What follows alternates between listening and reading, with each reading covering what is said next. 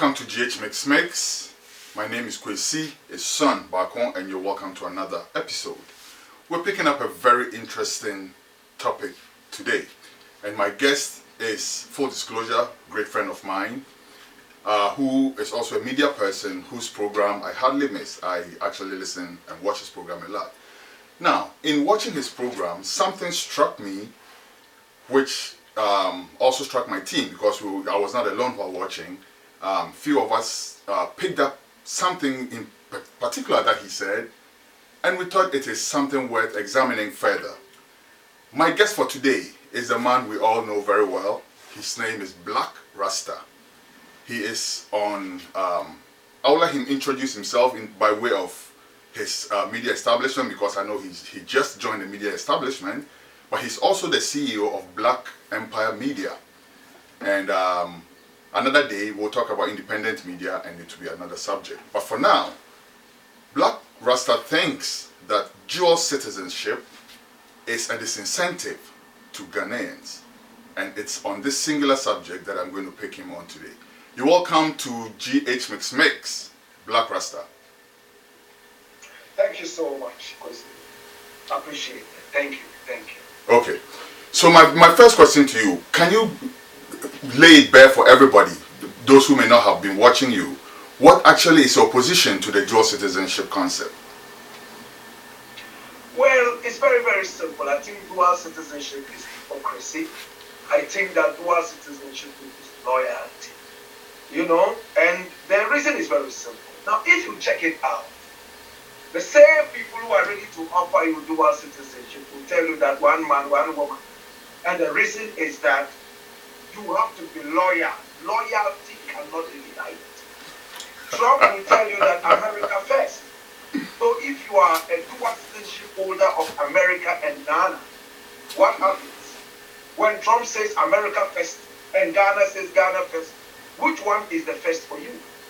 So that is very, very simple, Kwesi. I am saying that dual citizenship is a curse for Africans, and at the same time, dual citizenship is nothing but disloyalty. So, okay, I can connect with that on several fronts, but let's examine it a bit closer. You are a known Nkrumahist. There's no running away from that. And to use the cliche tag, Nkrumahist, right? But you are an ardent adherent of Nkrumah's principles. Kwame Nkrumah married from Egypt. Okay, so now let's look at a scenario where Kwame Nkrumah has married from Egypt and his children are having to make the hard choice between motherland and fatherland. Do you think we are overlooking such people? No, not at all. In fact, you see, it's interesting. I like it from that perspective. And it's like me, who comes from a father who is a Sosala, and my mother is a Nabo. In every tradition, they will tell you that they have a system of inheritance. They say patrilineal. Oh, it's a patrilineal. So even with that, traditionally, you have to make a choice.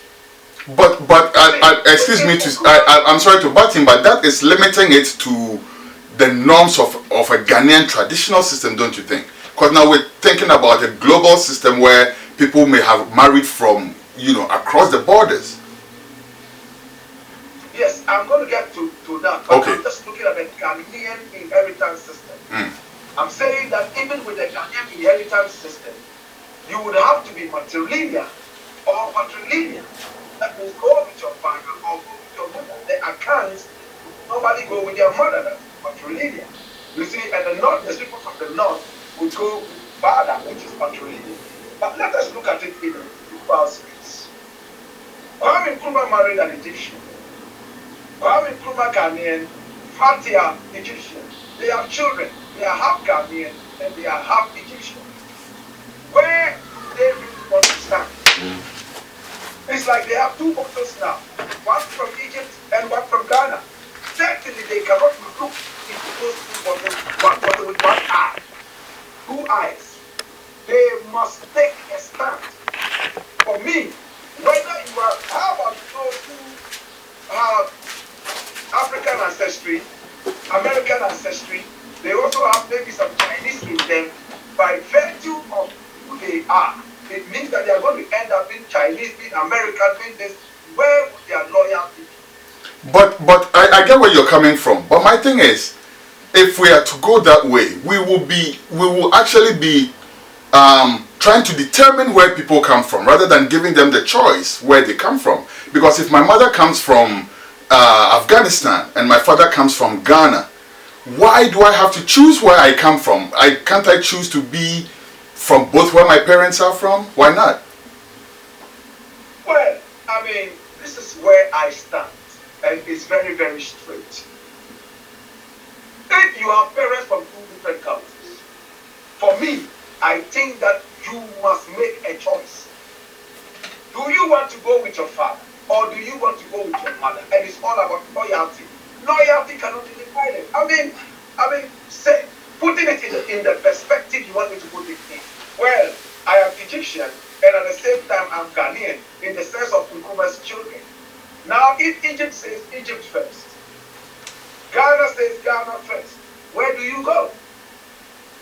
If there's a war between Ghana and Egypt, and you are a soldier, where are you going to fire your shots? And personally, I think that's one of the flaws in the law. Because, for instance, a dual citizenship, a dual citizen can go all the way until he becomes a colonel in the army. For instance, by the time one becomes colonel, they would have known a lot of things which, if they were there for the wrong reasons, it would be a problem. So we all admit there are flaws with that. But my thing is, I'm sure you're familiar with that, saying that goes like, it's better for 1,000 guilty people to go free than for one innocent person to be imprisoned. I think we can import that thought here. Isn't it better for the few people who are really allegiant to Ghana to have that choice to say belong to their motherland and also their fatherland, if they are not serving in a sensitive position, for instance, rather than be forced to make a hard and difficult choice between, like you say, making an allegiance between your mother and your father? That's a hard one, isn't it, Blakk? Well, it might sound very hard for some people, but for me, no. Loyalty is loyalty. Where does your loyalty go? Is it here or it is there? A house that is divided against itself would never work. I would prefer that a man would say, I come from here, I come from there, but my loyalty is to this part. So growing up, you are supposed to be able to tell where you belong. You can be a resident of one country, and a citizen of another. By virtue of the fact that you have Egyptian blood in you, you can decide to have residence there. But for me, when it comes to something that is to do with loyalty, no, your loyalty has to be with one country, and that's it. Can't be divided. Okay, let's move on. So we know that it cuts both ways, right? So basically, I think your tough stance on this subject is all in good faith, and it's all in an attempt to protect Ghana, right? Its heritage, its resources, all of that. But it cuts both ways. There are Ghanaians who also benefit from other countries through the same dual citizenship concept, and they bring their benefits home. For instance, there are lots of Ghanaian children in American schools who, by virtue of the fact that their parents may have naturalized, are benefiting from government scholarships because they are citizens of America. This they would not have benefited from. But I know some of these children who are so connected to Ghana that we know they will bring the experience and the knowledge home. Have you examined that? Interesting. I like that. I'll give you a scenario. It's like a man has two farms. Or he has the opportunity to work on two farms. Then he goes and is with the other farm that seemingly has better soil or whatever it is. Then he brings the fruit, some of the fruits to the other land, and he claims he's benefiting from one farm, and he takes it onto the other. I'll tell you, man, these are the dangerous people that we are. Now, Ghanaians who are in America, Ghanaians who are in England with their dual citizenships, and claiming that they are benefiting because their children are attending better schools and they are engaged in so many different profitable things, that energy that they are putting in there, saying that they are benefiting from the other side, if they had put a quarter of that energy in one country, this country would have become better. I see where you're coming from, Blakk. I see where you're coming from, but let's be pragmatic, okay? And full disclosure, I am 100% Ghanaian citizen, okay? So, let's just get that out of the way. But let's really pry into this subject, Blakk. We know how the Ghanaian economy is currently, not even just now, but look, we know how it has been. But let's just take currently as we speak for an example. We know the situation that's going on right now. So if someone has the opportunity, for instance, Kwame Nkrumah himself had the opportunity to travel to go study abroad. So it is an opportunity for certain people. Scholarships exist for certain people. It is an opportunity, period. Now, the point is, will these kids bring the knowledge back home? Versus, for instance, people who are educated at the Ghana Medical School at the taxpayers' expense, but all they have on their mind is to flee the country when they're done. They are full Ghanaian citizens. You know what I'm saying? We are using the Ghanaian citizens' taxpayer money to take care of them in KATH Medical School and all of that. When they finish, the first plane that's available, they're jumping on it and leaving. Versus somebody who has been born in the West, who claims half Ghanaian citizenship and maintains their citizenship because they are American, they were born here, and they want to benefit from going to school and getting great health care and stuff like that, things that we all know they will never get when they're in Ghana. And I'm going to make it clear. Nkrumah went out there and studied and returned home, still as a Ghanaian citizen without dual citizenship. For me, you don't need to have dual citizenship before you can benefit from some other things that are internationally available to so many different people. For me, I travel out and I perform my music in so many different areas. I studied in the University of Coventry, which is in England, without necessarily being a dual citizenship holder. And the point I am trying to make about this is, in the days of Nkrumah, it was very difficult for Ghanaians to say, I am leaving this country and I'm going to pick up a citizenship in England or America, and so on and so forth. It was difficult. Why was it so?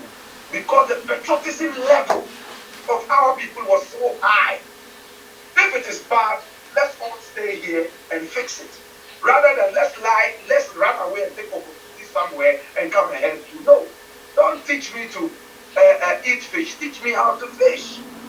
So those people who have dual citizenship, all they are waiting for is which country is better. If it is A, then I belong to A. Oh, if it is B, I belong to B. That is what we see happening. Blakk. Night and day. The earth is the Lord's and its fullness thereof. Good. The earth is the Lord's and its fullness thereof. So, I feel like the argument you're making right now, and I may be wrong, don't get me wrong, I'm just trying to get to the heart of the subject, okay, so that, just like you do every day on the show, so people can, make up their minds on the subject. But what I'm thinking is this: are we supposed to pigeonhole people into countries, into regions, into where they're from, rather than give them the opportunity to decide where they're from if they really have ties to that place? For instance, like we have started saying, if my mother comes from the country but my father doesn't, right, and I was born in the other country, which offers me good education, good health care, all of that, but I still have love for my motherland, and I want to one day go and help, what's wrong with that? Okay, interesting. You see, there's no. The point that we must all understand is that you don't have to be a citizen of a country before you can help. No, we have Americans coming in here supporting us. Chinese people even come and support us in one way or the other. Yeah, but we're not talking about just help. We're talking about belonging, because again, you are an adherent of the concept of repatriation, I believe. So the lost children of Africa must return home. This, we all know, is not something that's going to be an event. It's going to be a process. It's going to be a whole process. If all of a sudden, all black people in the West just got up and left without having a proper grip on the world balance of power, on the world economic order and all of that. I don't think that's a very prudent thing to do. So I think that having the opportunity to be a dual citizenship for another category of people, which is the stolen children of Africa, there's another benefit from there, don't you think? I like that. Okay, so let's go into history. I love that. How did Africa lose its strength? How did Africa become that continent that is so divided against itself? Right now, everybody wants to run out of Africa. Everybody wants to go to some other man's country and do things. A lot of it is because of slavery. We were forced and carried out of Africa to the white man's land, to the West. We cried. We didn't want to go. But we got there, intermarried, and did so many different things. Now Africa lost us. The energy, the power that we gave to Africa in terms of our labor, our love, our loyalty, all started dissipating. All because of this by force slavery and all that. Now if there's an opportunity for you to bring back the power of Africa where you originally come from, why do you want to divide it? Why do you want to divide your loyalty? Every African must return to Africa. And by that, I'm not saying that you cannot be a resident of another country. No, that's not what I'm saying. I'm talking about loyalty. No, what I'm saying though is, Blakk, I'm trying to get really pragmatic with this, because I heard you say you studied in the University of Coventry without being a citizen of that country. That's true. That's another option you could take. But then it will cost you more money than it will cost somebody else, right? Who could go to school for free. And not everybody probably have that option that you had. Loyalty doesn't come easy. It's a sacrifice. In fact, when you are loyal, it means that you are ready to sacrifice. When you want to be loyal, it means that you are ready to take the pain and stay. Not everything in our country is the best. So many things are falling apart. But we want to stay and hold the pillar so that whatever has fallen apart can be fixed bit by bit. When we encourage dual citizenship, I am telling you that we are going to have crooks and thieves and hypocrites coming in. They are with us only when we are prosperous. They don't belong to us. Look at these dual citizenship people coming around, and they want to tell you that they have dual citizenship. And all that. They want to tell you that they are American, they are British and Ghanaian. At the same time, for me to be able to improve Africa and make Africa come back to its original roots, there should be nothing like dual citizenship. It doesn't help us in anything. That's my opinion. Not for any category of people at all? Like blanket? Not at all. Not at all. If your father is Chinese and your mother is Ghanaian, choose. If you want to be Chinese, that is okay. I have no problem with you. Your loyalty is with China, but that doesn't stop you from coming to Ghana and helping. We have seen a lot of footballers who have chosen to give their loyalty to England, but they come here and do a lot of, philanthropic work. Somebody will say, "How dare you?" Response: how dare you? Who are you to tell them how they should choose their loyalty? Well, that is why we say we have opinions. Nobody is forcing anybody to do.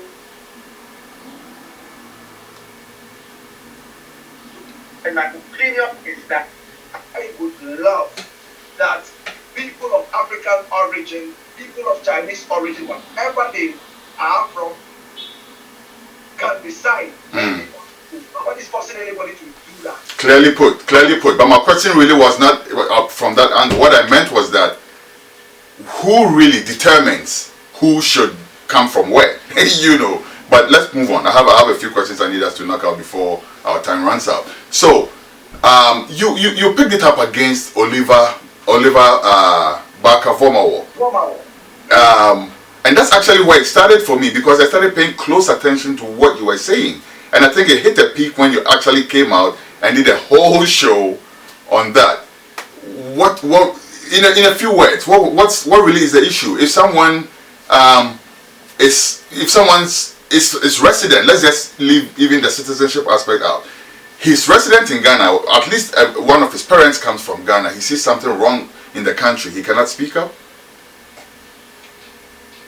When you see something wrong with the country, it is very much okay for you to talk about it, even if you are Chinese. If I go to China and I see something wrong with it as a human being and as a citizen of the earth, I will still talk about it. But it's for the Chinese people to decide whether they want to listen to me or not. But for me, I see any dual citizenship holder as a hypocrite who belongs here and belongs there. You see, if I perceive, this is simple. The same system tells you that one man, one woman. Yet that system tells you that so you can belong to 2 countries or even more. And one man, one woman is all about loyalty. Why is it that loyalty only works with a man and a woman relationship and doesn't work with a nationality? That is what I'm looking at. That's an interesting perspective. Ghana come on and say that no dual citizenship. Give us 20 years and see how this country is going to develop. We have leaders who have British passports. All right. Some who have American passports. Yes. They claim they are here to support. Let a small bomb be detonated. They are in England. Yep. And it's not even about bombs. It's just about the opportunity. And you see, these are the bad apples that spoil the whole basket, you know, because you would look at those and you might be tempted to overlook the genuine needs of people like the categories we've been examining all along, you know. But let's look at something else, Blakk. So Africa Unite, that's another pillar that Kwame Nkrumah placed, right? And I call it a pillar because it is something that is still here. It's not. It's even though the building is not finished, it's still a concept on which many of the things we do are connected.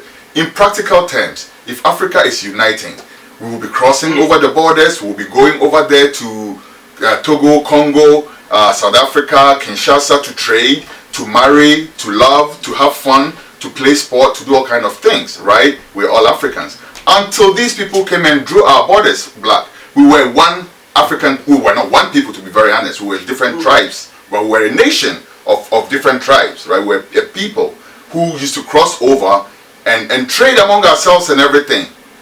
Isn't this singular citizenship thing reinforcing those borders, those artificial borders that were put in place by the colonial master? I like that. I appreciate that. You see, I love this thing that you just said. But let me make a point. It is true. Yes, it is enforcing those artificial borders. But a whole journey of 1,000,000 miles will just begin with one step. The first step is that dual citizenship ban. After that, we are going to be able to have the continent come together. They will have one citizenship, and that is one continental citizenship. And that is the African citizenship. Yes, I mean, in the days, we were different people, but yet one people. One ethnic group will be loyal to that.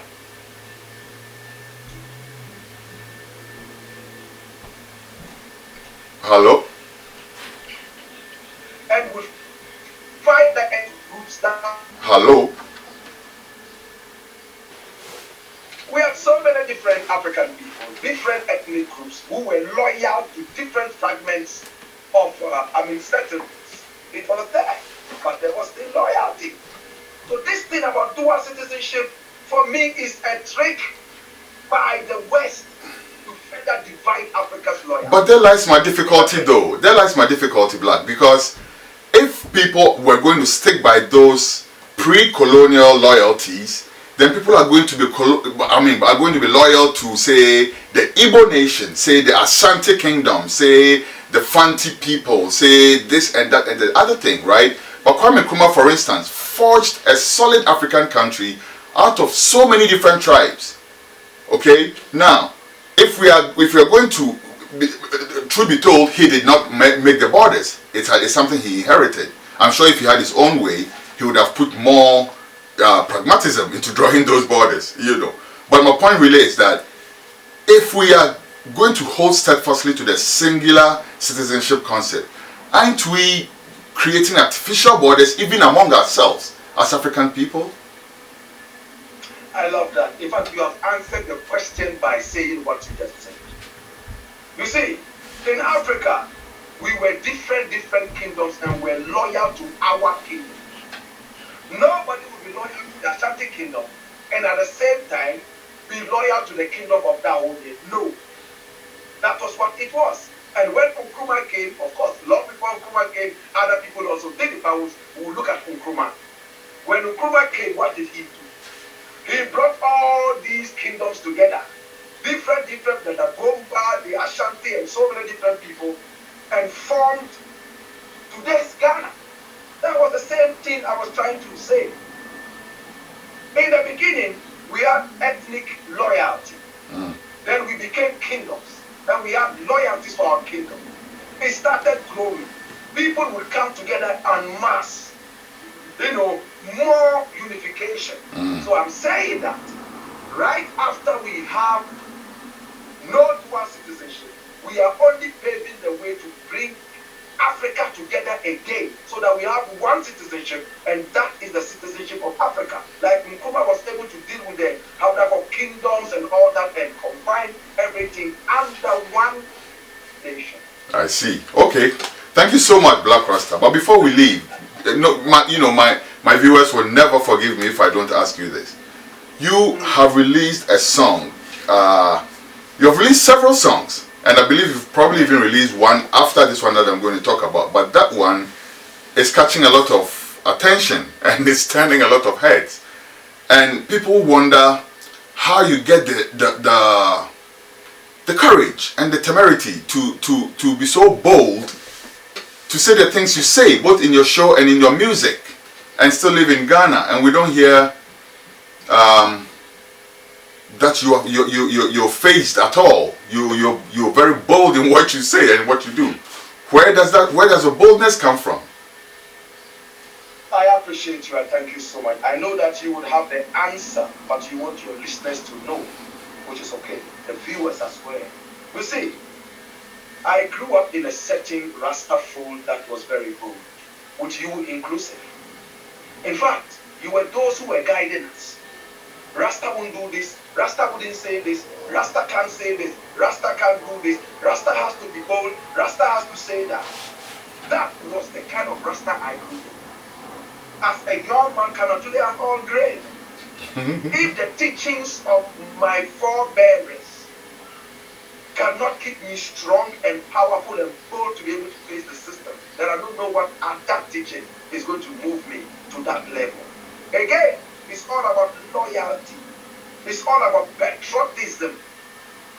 In fact, at the time that the accounts were trying to, before the Ashantis are really making accounts, the Ashantis were trying to break away from Ghana.